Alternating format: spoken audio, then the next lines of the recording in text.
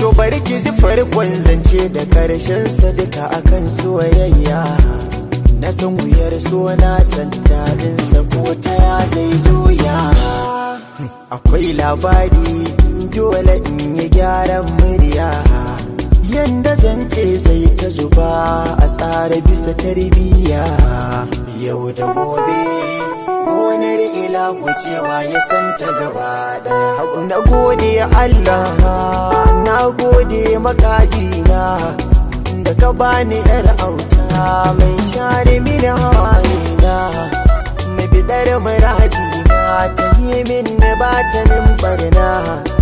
Da akwai gaban kauna ke zaki boye sirrina, ni ba za na taka ba alamun budiddiki da wuce gaskiya.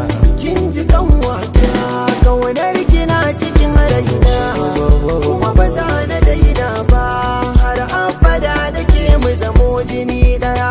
Kin ji kanwata, kin ji kaunar kina cikin raina, kuma ba za na daina ba har abada da ke mu zamo jini daya.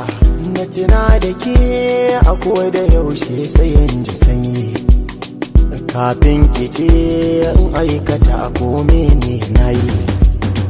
Kada ki zaton wai lokaci zai zo na yi sauyi, an na san ki bana idan da so akwai daɗi to kauna za ta dara haka.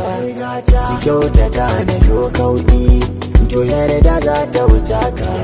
Ki ce dukan mafarkai na ni za na so ki wuce ka. Abin da zuciya ta riko to karbi sai mu haskaka. Abin da zaki min niwa ki bani zuciya duka. Na baki tawa ni'ima duk to je ki a adana da ka.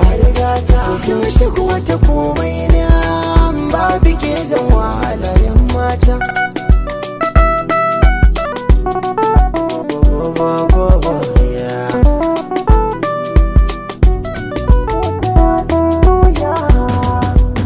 Kin ji kanwata kaunar gina cikin raina, kuma ba za na daina ba har abada da ke mu zamo jini daya. Kin ji kanwata, kin ji kaunar gina cikin raina, kuma ba za na daina ba har abada da ke mu zamo jini daya.